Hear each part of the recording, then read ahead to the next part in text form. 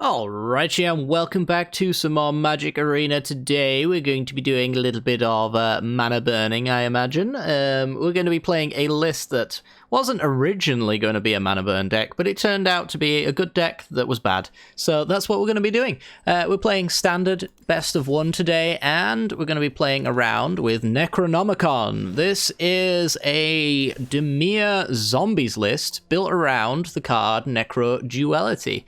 4-mana enchantment. Whenever a non-token zombie enters the battlefield under your control, create a token that is a copy of that creature. So, if we play a 1-mana Champion of the Perished, for example, we get 2 copies of it, and then the second copy triggers the first one, which is lovely. It's a nice card, and it does allow us our deck to kind of explode out of control if left alone. The problem is, from my experience playing this deck, is you are very rarely ever left alone. And most of the games that I lost were ones where our opponent interacted with our Necro Duality, because you have to take a turn off to play this card. There is basically no ifs or buts about it. 4 mana is quite a lot to get this card down, and it will make sure that you are not doing something for a particular turn. And if your opponent just answers it, it's a 4 mana do nothing. Our opponent has added to the board, we have added nothing. It's kind of that kind of problem. But if we get it down, then we get to do some very, very silly things. There's a bit of an exploit synergy in this deck as well.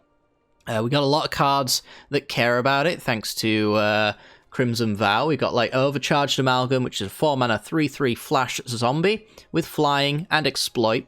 Exploit basically says you can sacrifice a creature, and if you do, you can trigger its exploit ability. So in this case, Overcharged Amalgam exploits and counters an activated ability, a spell, or a triggered ability. We've got Skull Scarb that can exploit and also cares about exploiting. Whenever we exploit a non-token creature, we create a 2/2 black zombie creature token. So we can play something. My favorite thing to do early on with this deck is play a Shambling Ghast, which I'm sure most of you know at this point what it does, so I won't get into it. I play Shambling Ghast on turn 1, and then on turn 2, we play the Skull Scarb, sacking the Shambling Ghast, either making the treasure token that allows us to play Necro Duality on 3, which is a more ideal time to play it, or we use the -1/-1 ability to kill one of our opponent's creatures, and Shambling Ghast gets upgraded into a 2/2 zombie token, which is kind of cool. We also get to exploit using Fellstinger, a zombie scorpion, 3-mana 3/2 with Death Touch, so really nice stats there.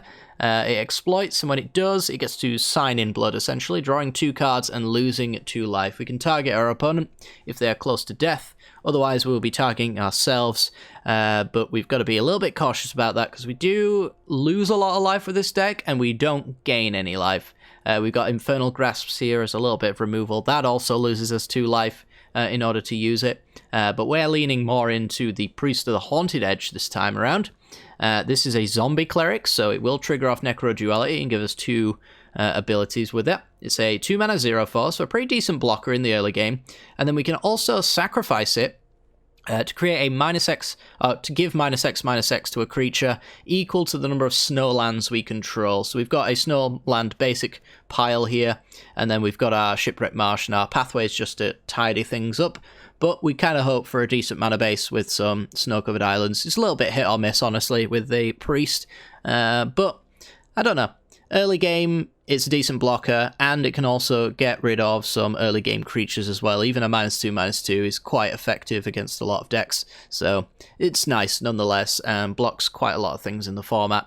And it could also potentially kill as well, 0/4 becoming a 1/4 with our Blade Stitch Scarb. Doubling those would give us +2/+0 on all of our zombies and create 2 3/3s for 2 mana. So you can kind of see what Necro Duality does as a kind of value piece, but you have to get it down, and that's kind of a problem. We also finally have Headless Rider, 3-mana 3/1, so blocks and dies to everything, unfortunately. However, when it dies, or another non-token zombie creature you control dies, you get to create a 2/2 black zombie creature token, which plays nicely into exploit, because if our creatures exploit themselves, then we get a zombie in their place. So Skull Scarb sacks itself, creates 2 zombies, one from the Headless Rider, and one from itself sacking, which is very good indeed. And Necroduality as well creates token copies of zombies. The token can kill the non-token, so you can kind of get that value there as well. But yeah, this deck has been very hit or miss for me. Mostly miss, honestly. But I'm going to show you some highlights from my my daily session today with this list. I wouldn't necessarily recommend it, but it is fun to play around with and can have some really cool turns as well. So yeah, if you do enjoy today's content, then be sure to hit the like button and subscribe for more content like this in the future. And without further ado, let's continue. This video is brought to you by the generous support of our wonderful patrons and channel members that you see here. If you'd like to support the channel and get access to cool content like sneak peeks, bonus videos, polls on future content, or access to a personal deck critique from myself every month, then hit the join button down below, or check out the Patreon link in the description. With all that said, let's get into the gameplay. Alrighty, we're in. We've got Champion of the Perished into, I guess, Priest of Haunted Edge. It's a bit of an awkward one, honestly, but I think we're going to keep it. Yeah, usually you don't really want to exploit the champion, because it'll be bigger than the 2-2 that you get off of it. And, yeah, the mana's a little bit weird as well, because we're not getting full priest value. I have to go with the pathway in order to play a 2-drop that doesn't deal 3 damage to me, which looks like I might be doing that anyway, but yeah, let's just go with the Priest of Haunted Edge here.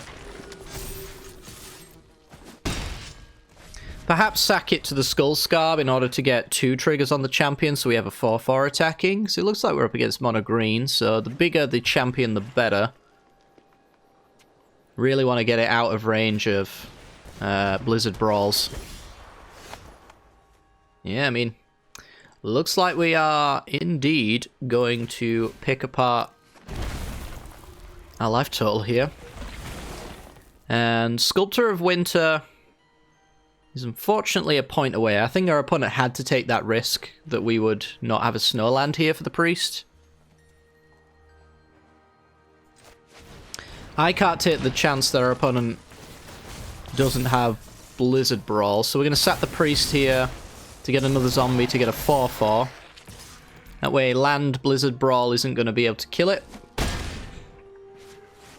And our opponent should be chump blocking with that forever. I don't think Mono Green has Death Touches. There's no Questing Beast anymore.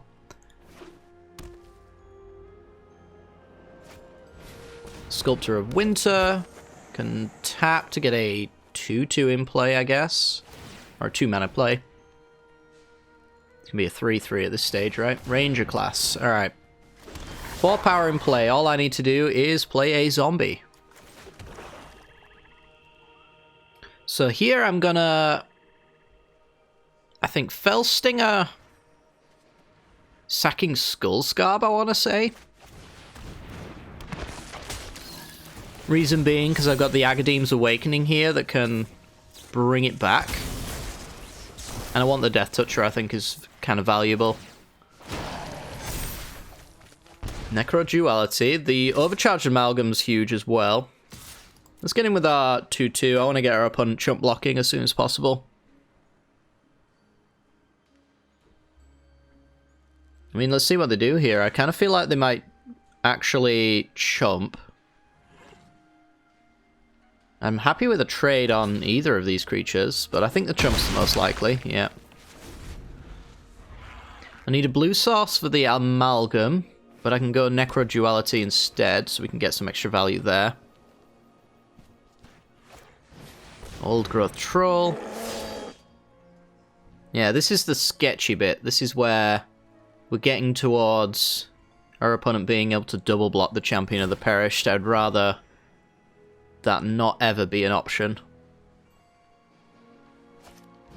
Ranger class. So a lot of power in play. I need to once again create 2 zombies in order for us... Oh, never mind.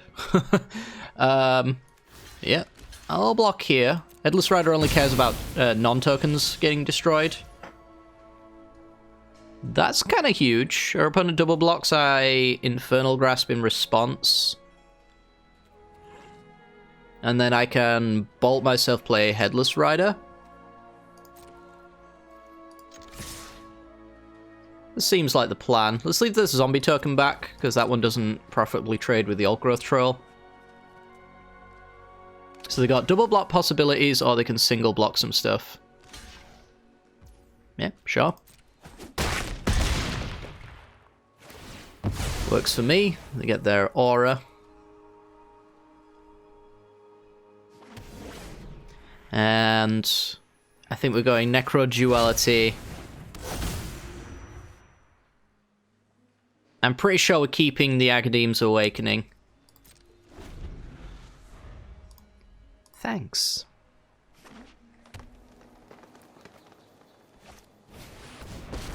Ren and 7. Making a token that I can Infernal Grasp.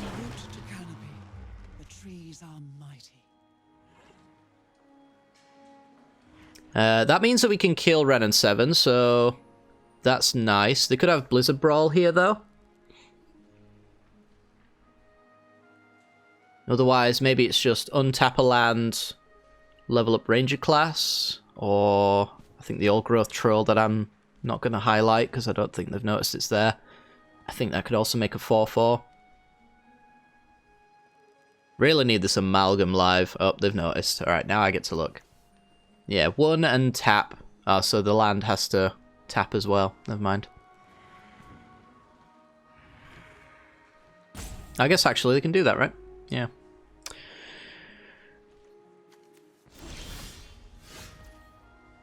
Got a Fell Stinger. So that is pretty good.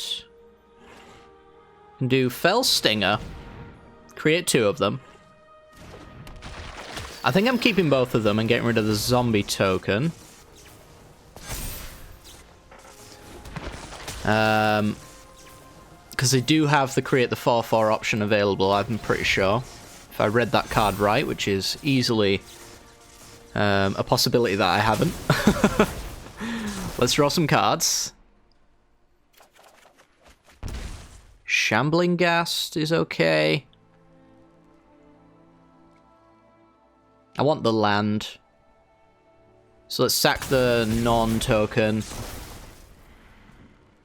To keep the non-token as a possible sackable trigger thing. This creates it tapped though, right? Yeah, tapped 4/4. So they've got 7 points here. They have to block with the Sculptor.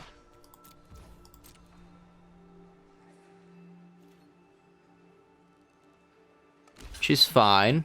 The Infernal Grasp can kill the token at any time it wants, really. I'm going to then, I think, just double Shambling Ghast. Get Champion well out of range of Blizzard Brawl.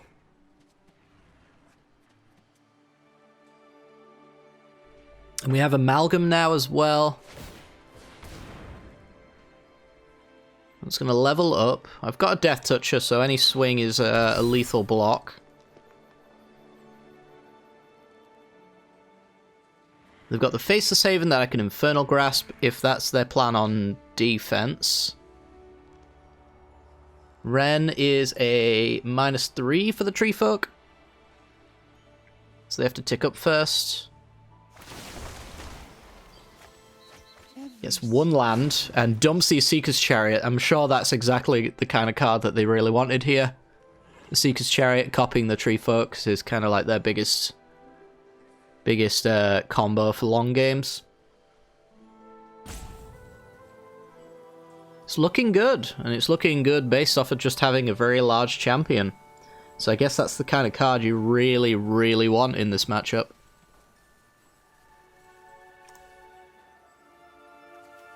Only got 2s and 3s in our deck, so I'd love it if they killed my Shambling Ghast.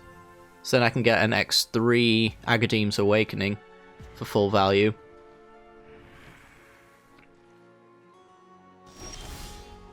Necroduality again. Yeah, I think the plan is to swing through and see if they block my Shambling Ghast non-token version.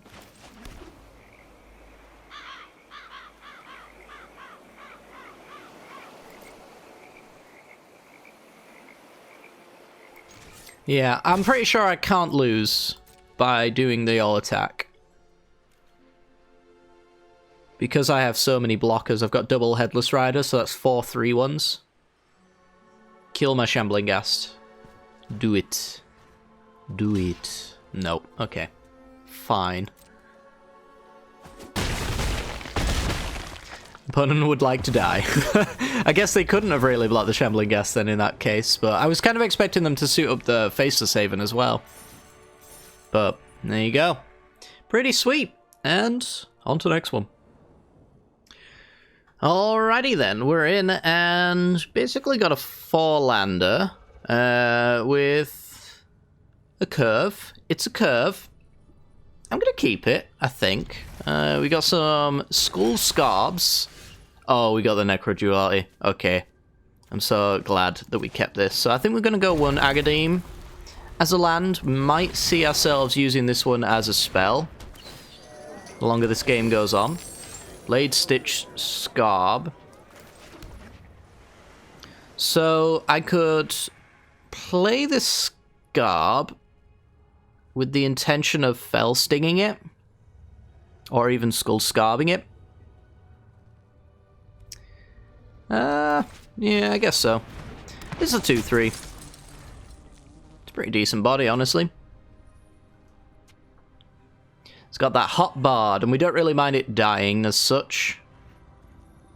Although I guess we would rather it didn't. Skullport. A lot of treasures going on. So I've got to ask myself, am I going to be playing Necro Duality on 4 with this hand, or do I want to risk not drawing the land and having to bolt myself? Because I could just go with the Skull Scarb and just have a 3-2 in play. I think I'm going to slam the Necro Duality. Unless they've got, like, Binding the Old Gods. I don't see myself getting punished too much for that. And we'll decline. I think I'm just going to play this as a land. Leaves us with 2 left in the deck. And we've got a slow start, but it should lead to a quick finish. If all goes well. So we play the Necro Duality, and then after that, we go maybe Skull Scarb, sacking Skull Scarb, making a lot of zombies. Oh, lovely. The power of 4 Agadeem's Awakenings in your deck, I guess. So there's Necro Duality in play, ready to go. Our opponent only played Hive and passed, so they're probably going to draw off the treasures if I had to guess.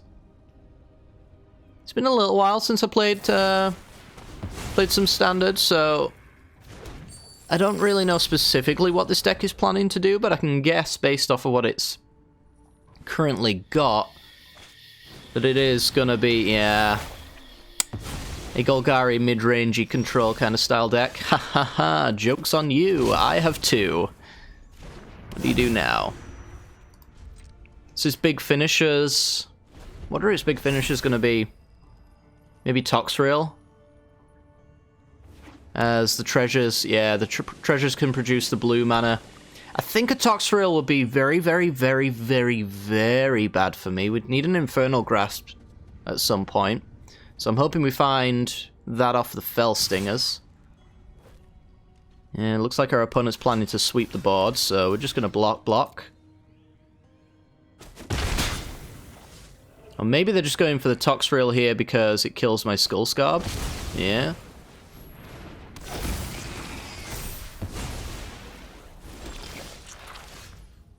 Right on time, Overcharged Amalgam. Right on time.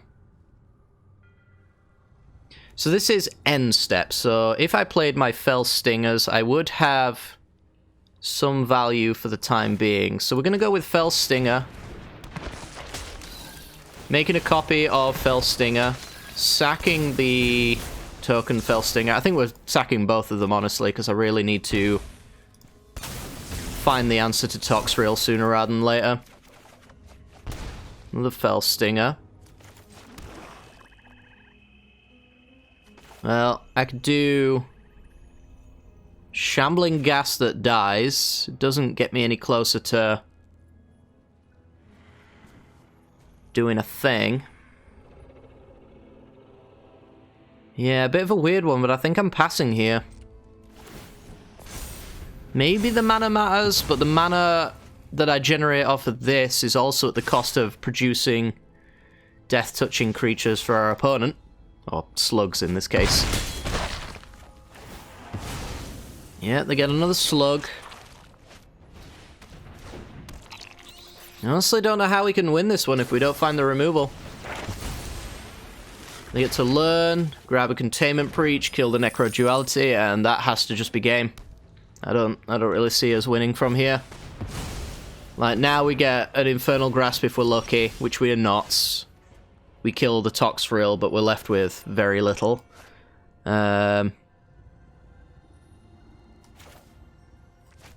I mean, even my own creatures killing themselves fuels Toxrill, so it's just really bad. A really horrible matchup for us, so we'll move on to the next one.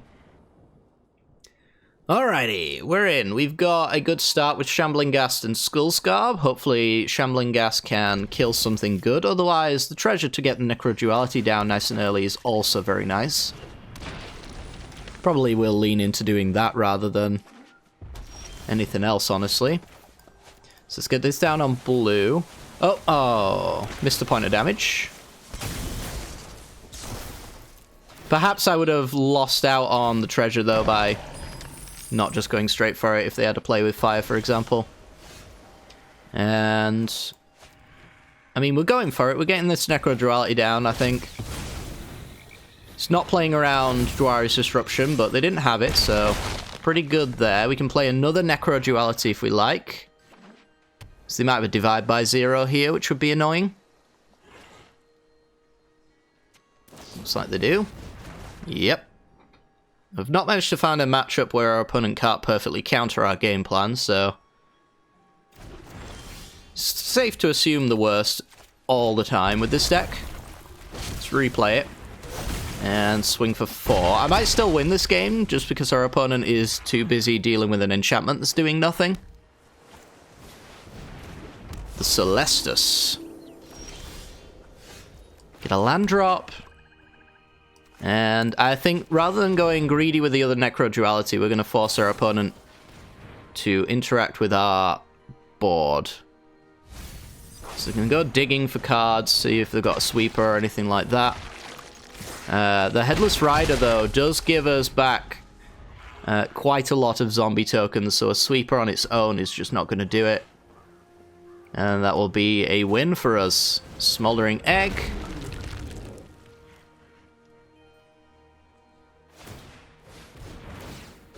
Takes them up to nighttime and up to 9 time. We get Overcharged Amalgam, and that's the nail in the coffin, honestly. We swing. Any relevant card that they could play here is not going to be relevant enough. They're at 3 for 5, 6, so land into Alrund's Epiphany just gets countered and they lose. And you know that's what this deck's planning to try and do. We actually, funnily enough, double Amalgam counters the Alrund's Epiphany and it counters the Smoldering Egg trigger as well. Because both of those go on the stack before I'm forced to counter. So our opponent's very upset that my deck is winning and their tier 1 deck that nobody likes to play against is losing. Pretty typical of tier 1 deck pilots, honestly. I see it quite a lot. It's very rarely the Jank player that's upset that they got beaten by Jank. Very, very rarely. So yeah, pretty good. We finally got a win.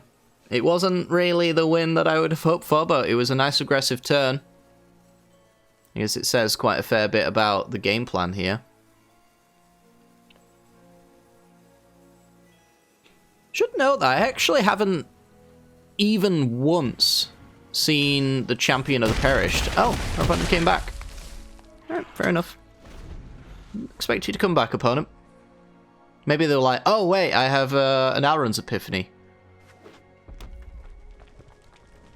And I'll be like, oh wait, I don't care. Land and victory, fair enough. Alright, maybe their game did crash. It is Arena after all. it would be easily explained via the client being bad. But yeah, pretty good. And on to the next one. Alright, we've got technically a 3-lander with a little bit of removal here. No blue mana for the Skull Scarb, though. But we can wait on the exploit of the Shambling Gas until we get to Fell Stinger anyway. I'm going to keep this one, I think. So we'll start with the Shambling Gas because it's a decent blocker. And then we'll play an Agadeem's Awakening tapped here and see where we have to go with it. Pack Leader. So even that, if that got its counter, it wouldn't be an issue. I have a -1 and -1 on the Priest of Haunted Edge. If I shock it in, which I don't think I want to do. I think I just want to tap land, pass. Shambling Gas is keeping the Pack Leader away, no matter what happens here, really. That one's a good one, right? Yeah. I'll bolt myself for that. Headless Rider. Decent blocker for the Pack Leader. And produces zombies. So yeah, our opponent definitely doesn't want to get in here. We're now on a -2, -2 with the Priest of the Haunted Edge. So I think I want to go Priest and Skull Scarb. Scarb sacks Shambling Gas to kill the Pack Leader. -1, -1, please. And produce a couple of zombies. Do I want to trade my Headless Rider? The Sculptor of Winter's dead. Pack Leader's dead if I draw a land, a snow land. I don't think I do. I think the Fell Stinger's gonna get me some value there. And also, Priest of Haunted Edge killing itself would be useful. Okay. Zombie for me.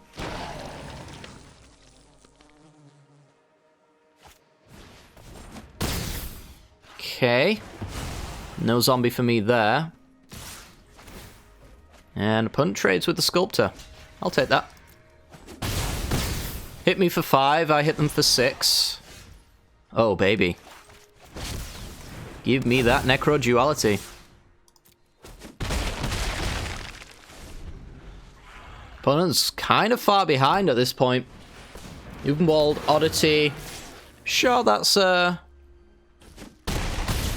pretty brutal. Pretty punishing.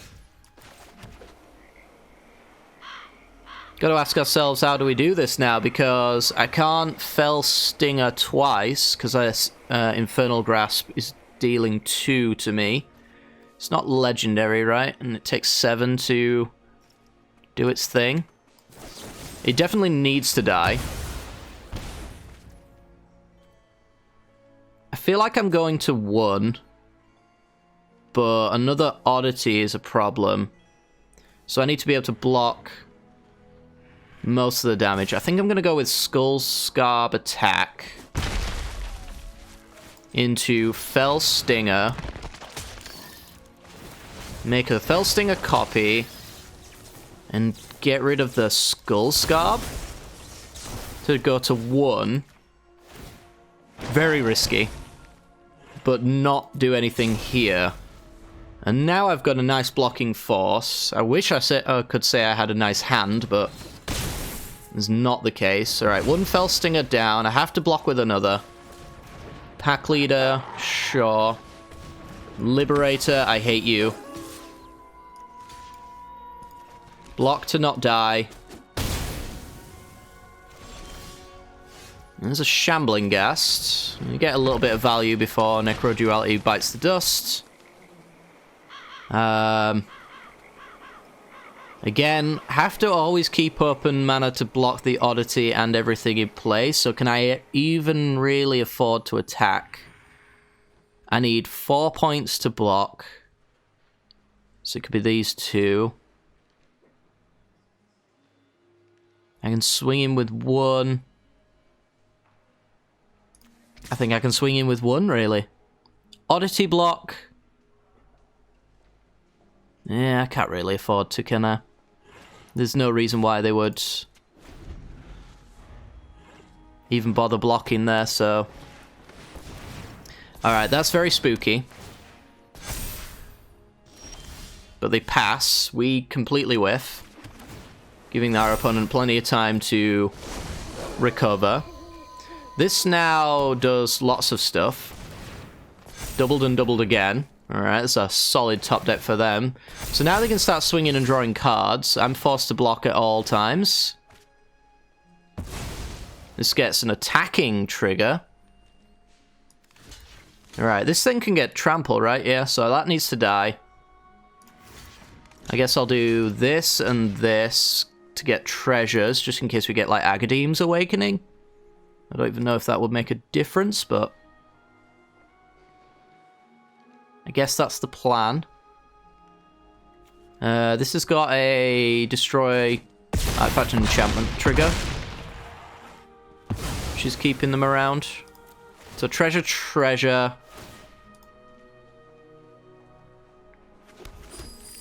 And yeah, I need a god tier draw, and it's not a god tier draw, but I live. So I'll at least play it. Nothing to stop these 16 and 12 powered creatures from consistently attacking me though, and the Trap Breaker gets to destroy a treasure as well, and that's me dead. Alright, on to the next one.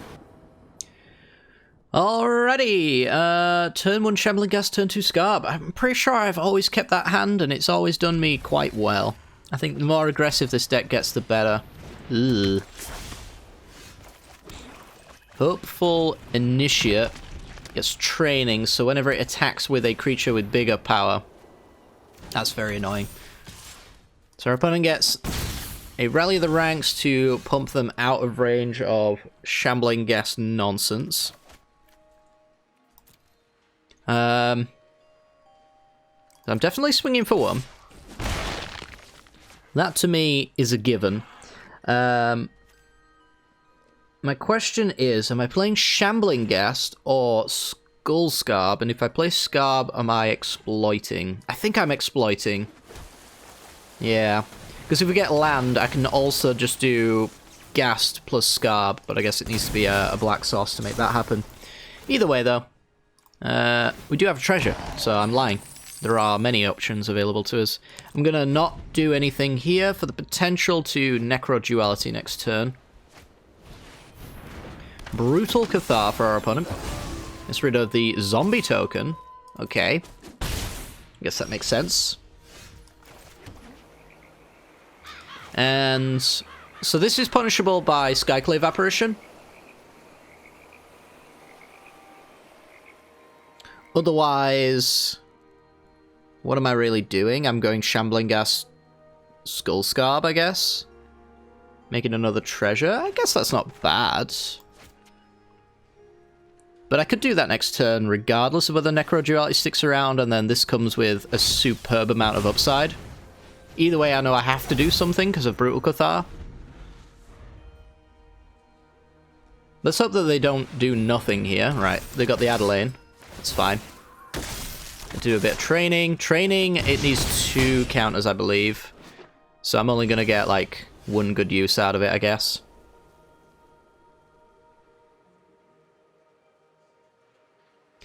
Oh, this is awkward. Champion is really nice. Champion, played first, doesn't do me any good. So I think I have to go Shambling Ghast. I have to go Skull Scarb. I have to sack a Shambling Ghast to make some zombies. I'm going to make a treasure so I can play the champion. And then this only benefits from non-token creatures being sacked, which I think I'm in no rush to do. So I'm going to decline that one. Play a Champion of the Perished, which will trigger itself. And I would say I like my position. I will block with the token Shambling Ghast so that I have Amalgam open.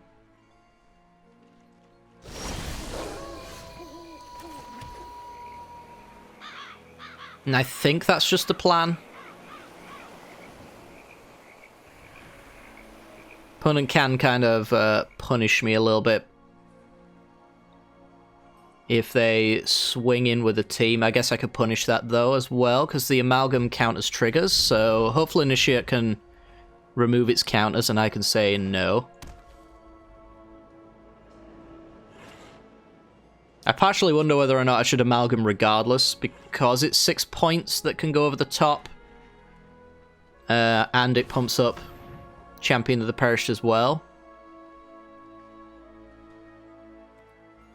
And exploiting, like, Skull Scabs is going to make my champions huge. Let that go.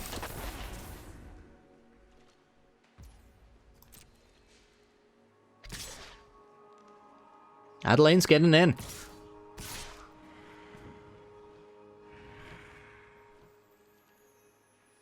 Alright, I think I can really do a number on our opponent here.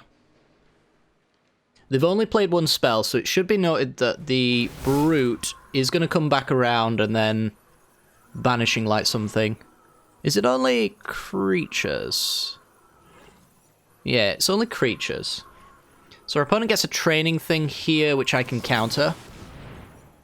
In fact, I can counter both of the triggers. So Adelaine doesn't make a token, the Initiate doesn't get a counter.